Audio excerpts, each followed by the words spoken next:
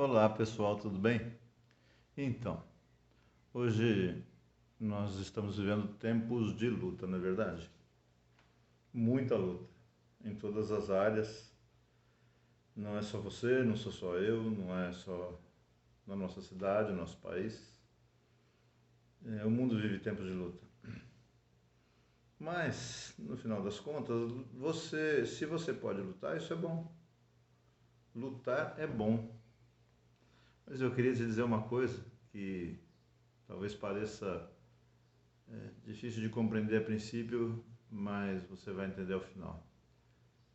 Lutar é bom, mas render-se é melhor.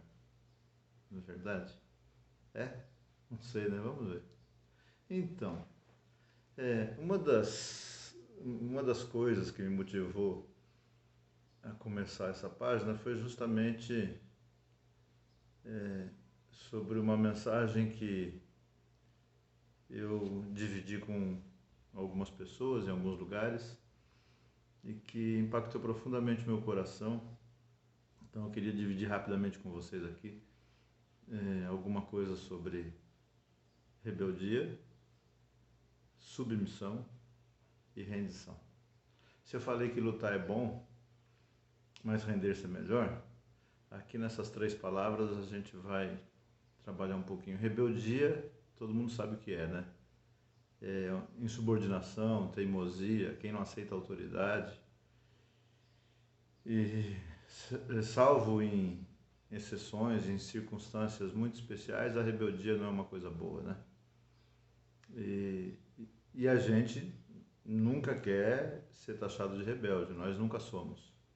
Não sei quando a gente é adolescente ou em situações específicas, mas não é uma pecha, um adjetivo que normalmente as pessoas aceitem bem.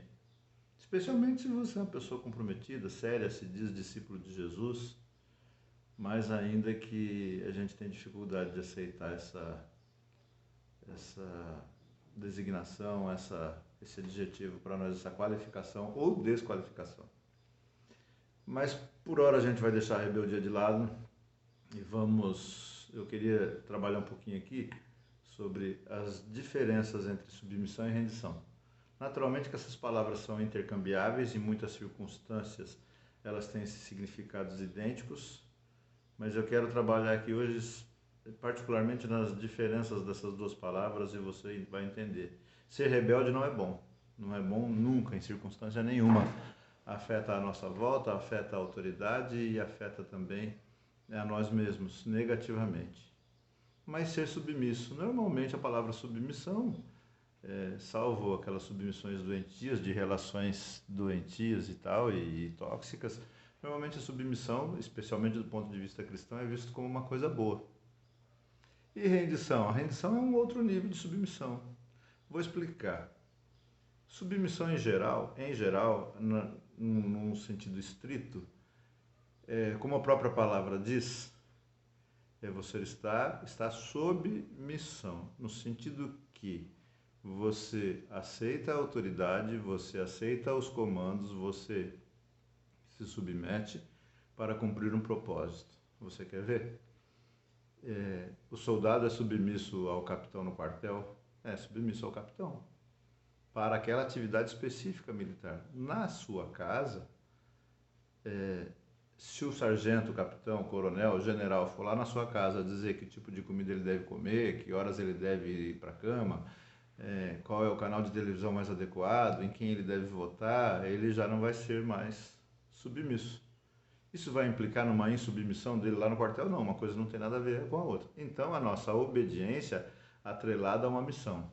Isso é submissão. Rendição é outra coisa, pelo menos naquilo que eu quero conversar com vocês.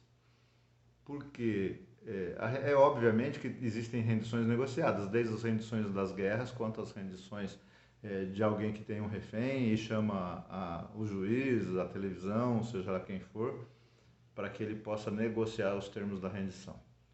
Mas, grosso modo, a rendição, e a rendição do qual eu quero falar aqui, é uma rendição incondicional, que não está atrelada a uma missão, não está atrelada a um resultado, não está atrelada a uma circunstância. Como eu dei o exemplo do soldado, podia ser do empregado do patrão, pode ser submissão a uma liderança espiritual, que se ela não for nociva, não for tóxica, não fizer assédio espiritual com você, ela vai até onde for saudável, mas não vai interferir na cor da camisa que você veste ou no time que você torce e que tipo de trabalho você desenvolve. Então, para a gente conversar sobre isso de uma maneira fácil, que seja acessível, eu escolhi 2 personagens. Eu não escolhi, né? Quando eu comecei a pensar sobre rendição, uma hora a gente pode conversar mais sobre isso, começou de um outro modo e essa semana, antes de gravar esse vídeo, eu acabei reduzindo a esses 2 personagens para ficar mais compacto e ficar mais acessível, palatável para todo tipo de público. 2 personagens que mesmo aqueles que não são cristãos, que não têm o hábito de ler a Bíblia, já ouviram falar. O primeiro personagem é Jonas. Jonas é aquele que foi engolido por um grande peixe ou por uma baleia, enfim, passou 3 dias lá conforme o relato bíblico. Relato bíblico que é atestado, comprovado por Jesus, que disse que para aquela geração que vivia no tempo do seu ministério, não seria dado outro sinal senão o sinal do profeta Jonas. Então, se você suspeita da autenticação do que aconteceu com Jonas, Jesus Cristo falou, se você é discípulo de Jesus, né, conversa com ele sobre isso. Não é verdade? Então, mas vamos lá, Jonas. Jonas foi chamado por Deus. Ele recebeu a missão diretamente de Deus. Ele não intuiu, um dia assim acordou e falou assim, eu vou para Nínive pregar para aqueles caras lá. Então Deus chamou Jonas para que ele fosse cumprir uma missão de pregar o evangelho, anunciar a salvação de Jeová em Nínive. O que ele fez? Foi rebelde. Ele vazou, fugiu, foi para o mar. E pegou um barco lá, e a gente sabe da história, e o barco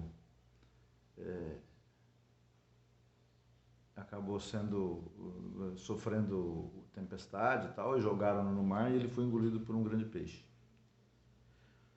Pulando para o fim da história, a gente vai ver que Jonas acaba cumprindo a missão. Ele vai a Nínive, prega para o povo, e o povo se arrepende. A missão foi cumprida com êxito. O propósito de Deus, a missão que Deus deu para ele foi cumprida. Então Jonas deixou de ser rebelde. Mas Jonas se rendeu? Não, Jonas se submeteu. E olha a diferença do resultado de uma circunstância e de outra. Por que Jonas se submeteu? A submissão dele não é uma rendição incondicional ao Deus que ele já servia, porque ele foi chamado por Deus. Porque quando ele estava lá na barriga do grande peixe, ele falou assim, quando as águas me cercaram e tal, a minha oração subiu até o Senhor. E aí ele pede para Deus o salvar. E porque Deus o salva, aí ele vai cumprir a missão. Você quer ver como é um negócio? Ele só cumpre a missão porque ele fez uma barganha com Deus, ele fez um negócio. Claro que a missão, o propósito de Deus ia ser cumprido.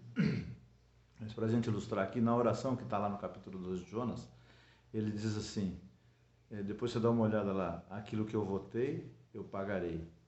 Então, a gente pode inferir, sem fazer nenhuma heresia, que Jonas, lá na barriga do peixe, orou, se o Senhor me salvar aqui, eu vou a Nínive como o Senhor queria, eu vou lá pregar e o povo vai se salvar. Tá bom. Deus topou o negócio com ele, porque já era o propósito de Deus que ele fosse até lá mesmo. Deus usou a baleia, o grande peixe, para o convencer, e tá bom, negócio fechado. Então fala, finalmente Jonas se rendeu a Deus, não é? Não se rendeu, porque ele disse, aquilo que eu votei eu pagarei. Ele se livrou, ele fez um negócio, ele trocou com Deus.